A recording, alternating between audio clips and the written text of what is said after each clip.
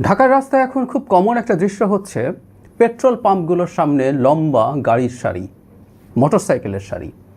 দেখতে মনে হতে পারে ভয়ঙ্কর জ্বালানি সংকটে পড়ে গেছে বাংলাদেশ।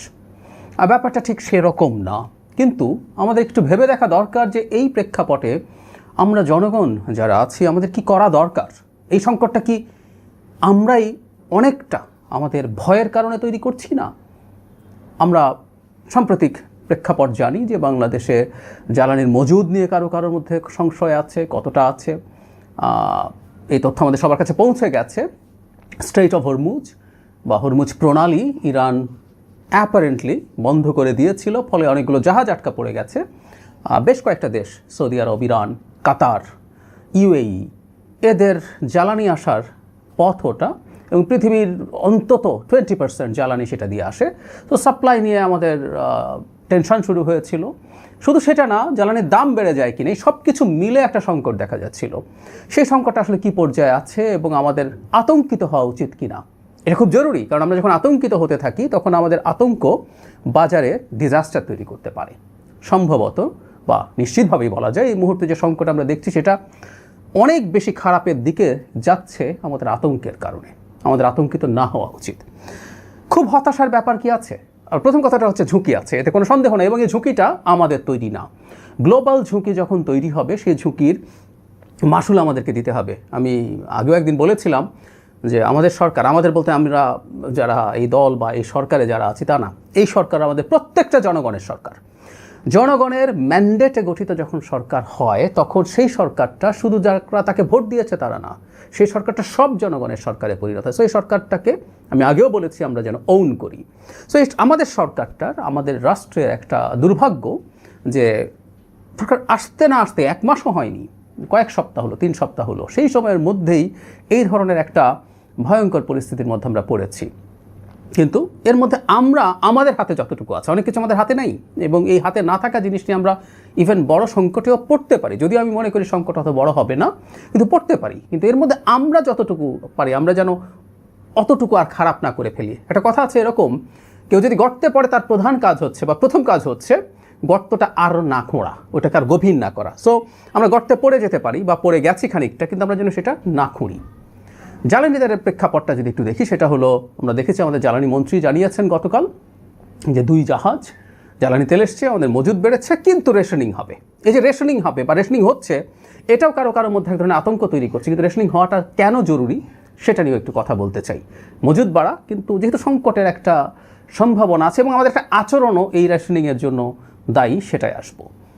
এখন আমাদের ভবিষ্যতে সাপ্লাই কি বাড়ার সম্ভাবনা আছে? উত্তর হচ্ছে আছে, কারণ স্ট্রেইট অফ হরমুজ পুরোপুরি বন্ধ করে রাখার বিরুদ্ধে চায়না অবস্থান নিয়েছিল। চায়না 4-5 দিন আগে থেকেই আমরা নিউজ দেখেছি যে চায়না ইরানের সাথে আলোচনা করছে স্ট্রেইট অফ হরমুজ যেন এভাবে পুরো বন্ধ না করে ফেলে।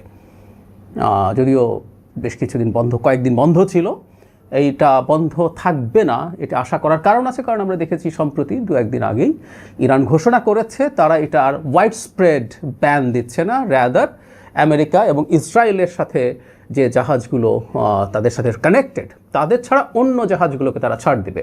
তাহলে আমরা এভাবে বলতে পারি যে ওই স্ট্রেইট অফ হরমুজ দিয়ে সামনে তেল বা এলপিজি, এলএনজি এগুলো ভিন্ন জাহাজে করে আনা যাবে। ফলে বাংলাদেশের বিদ্যুৎ এবং এই পেট্রোলিয়াম পণ্য, আমাদের বিদ্যুতের একটা বড় অংশ এলএনজির সাথে কানেক্টেড, সেই জন্য বিদ্যুতের কথা বলছি, সেগুলো মেজর সংকট তৈরি করবে না। শুধু সেটা না, এইখান দিয়ে পৃথিবীর সারেরও একটা বিরাট পার্সেন্টেজ পরিবাহিত হয়, অ্যারাউন্ড 20-25% আমাদের সারেরও সংকট হওয়ার সম্ভাবনা থাকতে পারত।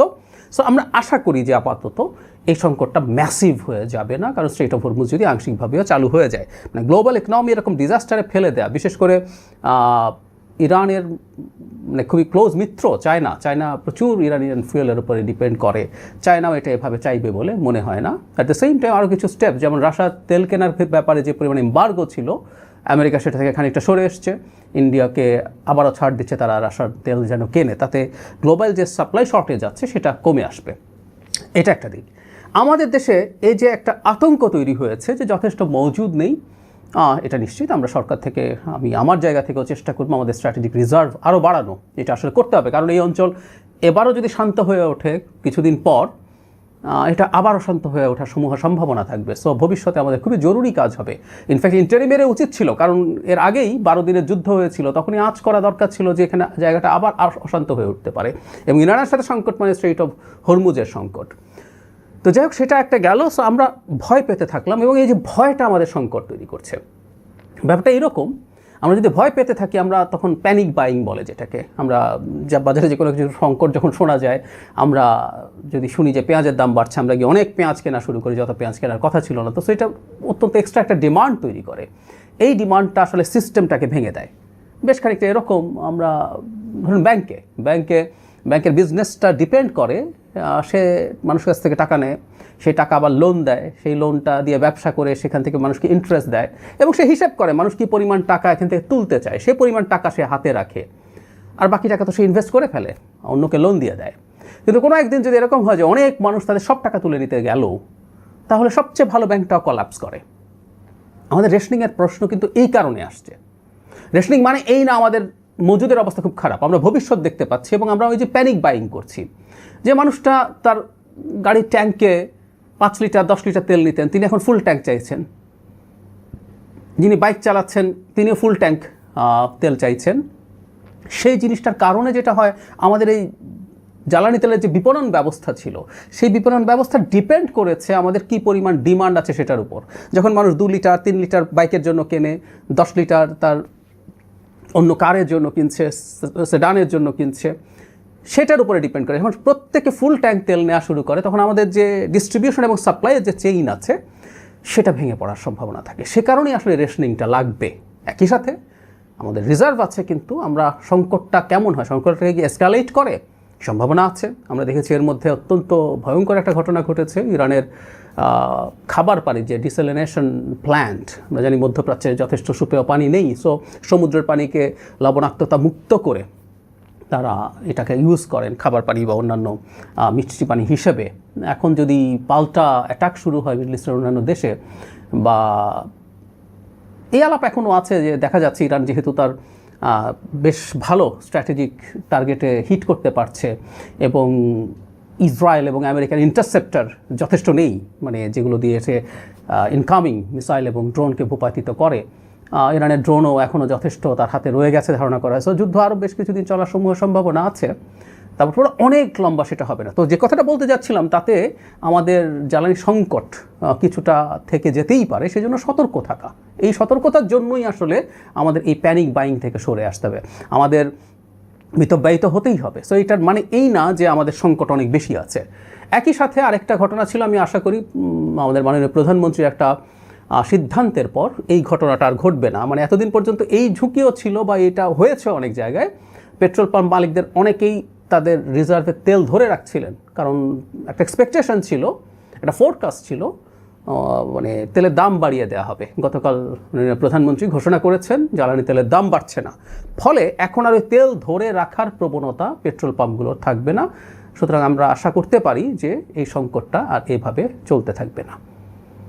একটা কথা মনে রাখা দরকার, সেটা হচ্ছে একটা সরকার যে মাত্র দায়িত্বে এসছে, সেই দায়িত্বে আসার পর এই ধরনের একটা বড় বিপদে পড়েছে। এটা আমাদের সবার সরকার, আমরা সরকারকে ঠিকঠাকভাবে দেশ পরিচালনার জন্য যেন সাহায্য করি। আমরা আমাদের প্যানিকের জন্য, আমাদের প্যানিক বাইংয়ের জন্য আমরা অন্যদের জন্য যেন ঝুঁকি বা বিপদ তৈরি না করি। আমি সত্যিই আমাদের এই ব্যাপারে আশ্বস্ত করতে চাই, বাংলাদেশ ম্যাসিভ সংকটে নেই। বাংলাদেশের কিছু সংকট আছে, আর সবার যেমন সংকট আছে সেই রকমই সংকট। এর মধ্যে আবার অনেক বাড়াবাড়ি কিছু হয়ে গেছে, ব্যাপারগুলো তা না। একই সাথে আমাদের সরকার নিশ্চয়ই অল্টারনেটিভ জায়গা থেকে সোর্সিংয়ের চেষ্টা করবেন, বেশি দাম দিয়ে হলেও করবেন, কারণ জ্বালানি প্রাইমারি ফুয়েল হচ্ছে লাইফলাইন আমাদের অর্থনীতির। সেই ব্যাপারে সরকার কোনোভাবেই কার্পণ্য করবেন না। আমরা জনগণ যদি আতঙ্ক থেকে দূরে